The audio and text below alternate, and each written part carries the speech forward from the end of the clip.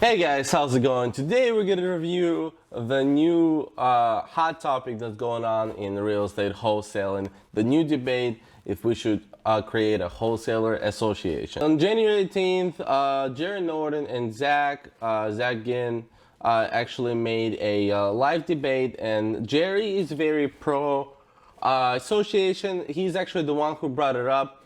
Let me give you a little bit of background if you're not in the loop. So a couple states, including Illinois and Oklahoma, already passed legislations so that if you're a wholesaler, you can assign properties without a real estate license. Now, some states, including, if I'm not mistaken, Kansas, South Carolina, and I want to say maybe Missouri, I might be a little wrong, but I think Kansas and South Carolina for sure, are trying to pass out legislation as well this year. Georgia, they've passed certain legislations too that kind of didn't prevent wholesalers from doing anything, but kind of shows them in a bad light. You have to be careful about advertising now to sellers, etc. So there are certain movements that's going on across the country.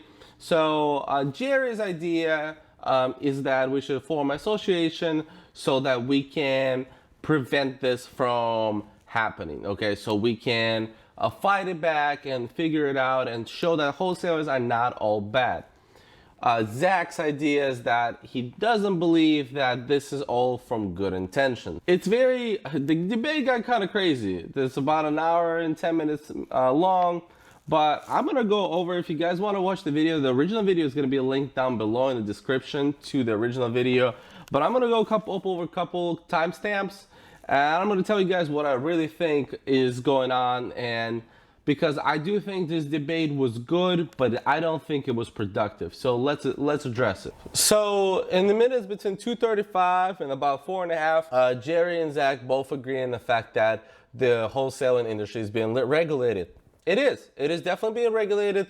Some states, like I said, require a license now to do assignments. And, it definitely is something concerning, but is it the right way to solve the issue? That's the question. When we go to about 5:30 mark, so we can see that actually they talk about how it's only the assignment fee that's being targeted. It's not being targeted, the double closing is not being targeted, and other financing options are not being targeted, like creative financing, etc. So the only that's being targeted is assignment fee, because it is a very gray line between being brokering and actually being a wholesaler, right? So that's why they're talking about it. But that's the question. We're not sure exactly it's not completely shutting down the wholesaling industry, but it is concerning overall. About 6 minutes and 40 seconds in, they go for a short debate for about 2 minutes about talking that, hey, this is the amount of numbers, this is the amount of things. They talk about what's the average assignment fee being $17,000, which I think is a little too high. I don't think the $17,000 is correct. I think it's anywhere between 8 and 10. But let's say it's 17, and then at about 8 minutes, they go into conversation, how big this industry is, what it is, etc. This is pointless things. This is not what we should be talking about. Yes, it's a huge industry. So just like any real estate, anything to do with real estate is a huge industry. There's a lot of money involved. So, of course, this is, Jerry's point is that it's a multi-billion industry. Zach's point is that Jerry is not giving the exact numbers. He's inflating the numbers. Does it really matter? We all agree it's a big industry. So, okay, let's get over that. Why are we even debating about this? I didn't understand this at all. I don't get it. About 12 minutes and 20 seconds in, Jerry brings up what Zach have told about him on his Facebook page. And Zach has said that the organization itself is a possible money grab for the people that are organizing. As of right now, it's Jerry, Pace Morby, Jamil, and Brent. They're all four the biggest gurus, the wholesaling gurus that are out there, wholesaling influencers. I don't like the gurus, influencers, one way to put it. So I definitely understand Zach's concern.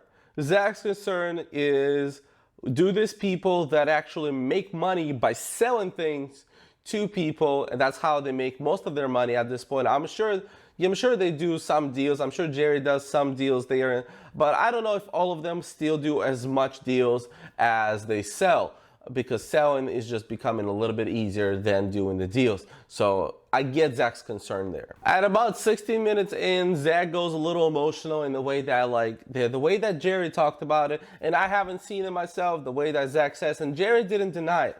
So that Jerry has said that, broke people are not meant for wholesaling.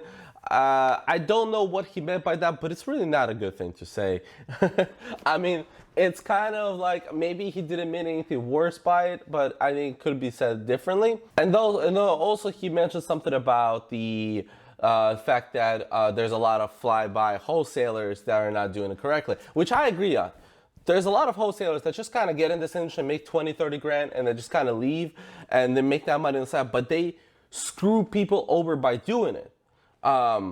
And they don't build this as a business and they don't do this correctly. So I agree with that with Jerry, but I don't know what we can do about that. We cannot prevent that from happening. And having regulations and having our own association that regulates everyone, is that the way to prevent all of the bad apples?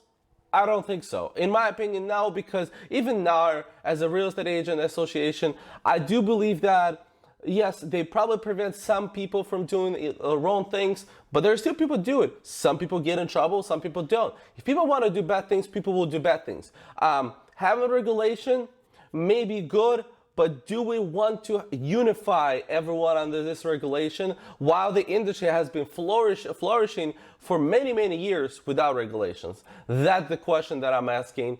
And even though I do like the idea of Jerry Norton fighting back, but I don't know if what he's proposing is the best way to do it. When it comes to 22nd minute, they go into a conversation about money. So it's gonna cost you $250 a month to be in the part of the association, to be a member of the association. And Jerry said they're hoping to have 250,000 members. 250,000 members and $250 a month is, I think they calculated it's about a little over 60 mil. And Zach goes on and saying, okay, so you collect 60 mil, what are you gonna do with it? And this is where I absolutely agree with Zach. Jerry does not have a plan. He doesn't have a plan. It doesn't say like he has a plan. And it kind of sucks because I believe that you should have a plan before you even propose anything about money.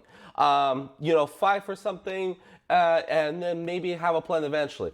Maybe it was Jerry's mistake to mention any money before. He should have actually brought up to a plan and then said, okay, now this is what I have a plan. We actually need money for. So if you want to be part of the member association, which is a non-profit association, which I think they talk about because they later on in the video, there was a little confusion, but you should have a plan. Let's say I came in to sell you a product. Let's say I want to sell you an iPhone, right? If I want to sell you a phone, unless I tell you how I'm going to sell it, what's the plan, and how I'm going to promote it, what's the marketing, all this stuff, whatever. If I don't give you a business plan, why would you invest into the business? So I believe in this $250 a year, even though for Jerry it seems like it's not a lot of money, and I agree it's not a lot of money, but it's still money. That's not the point. The point is that someone has to put money towards it. What are they getting back? I do agree with Zach here 100%. I do agree that they should have a better plan going forward. Then later on in the video, about 28:30 mark, they talk about that Zach saw on the website of Jerry Norton that the members are actually called customers instead of called members. So here's the thing. This could have been an honest mistake. Should it happen? Probably not. Is it a big deal? Depends. It's a big deal if Jerry is actually and all other influencers are going to treat people as customers. That's a problem. It was an honest mistake. Okay, cool. Honest mistakes happen, whatever. Maybe it has to be done differently. But when it comes to that you are trying to ask people for $63 million and you are so high up there with like how high Jerry Norton is in this industry, I don't think there is a room for honest mistakes. So, and honest mistakes are concerning because you're asking for $63 million. That's my point. Then when we get to about minute 30, Zach goes on about saying that this association, that the entity name, the 501c3, is actually not good because 501c3, they can only invest a certain amount of money to lobby, and it's only $1 million a year. So that's nothing to be able to battle the Real Estate Association. So, and actually Jerry has clarified in the comments after that it's actually a 501c6. So he made a mistake there, calling different type of association that it's going to be. So for the next 7 minutes, they're debating all that. So I get it. They're debating all that, and I understand, but that was kind of pointless because it ended up being that Jerry was just wrong in the beginning. Then about the rest of the video went very tragic. In my opinion, starting in minute like 39, they started talking about how how many subscribers you have here, how much money you made from YouTube, what you've done this, if this. Did we need that conversation? No. Is this kind of besides the point? Yes. I guess what Jerry was trying to make the point is that the Zach also monetized his content by, and that Zach was saying that he's such a, putting himself in the position that he is not charging crazy amount of money, because like Jerry, he charges like $12,000 for one of his more expensive courses, and I get it, sure, but Zach is saying that you shouldn't do that. Well, he's not saying you shouldn't do that. I guess he's saying that, hey, if you monetize that much, why should I trust you to create something non-profit and other people that are also monetized like crazy, $20,000 courses, $15,000 courses. So how are we going to know that this non-profit is run correctly? So that's his concern, and I get it. Don't get me wrong, I do get his concern, because money and power and influence on people affect people a lot. Then I think at minute 48, Zach actually mentions something that I actually liked a lot.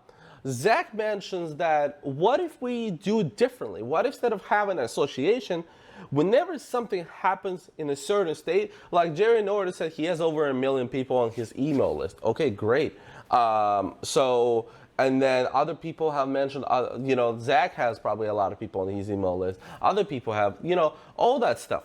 So what if you actually tell those people whenever there's a legislation going on in that state, and you email people in that state saying, hey, there's a problem going on in your state right now, write a letter to this and this senator or whatever, let's battle this.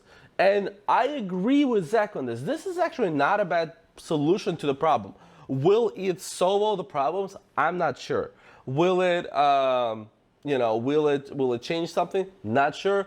But is it a good attempt? Yes, I do believe this is a good attempt. So I think this should be considered as one of the options. And at minute 55, Zach talks about how this is going to monopolize everything. And here's my problem, okay? So this is my problem with the association. If association just fights back saying that we don't want the wholesalers to get licensed because wholesalers actually never do anything wrong, I think they will fail. So the only way they can do it is that they can say, we don't want people to get real estate license, we got people to get wholesaling license. Cool, okay.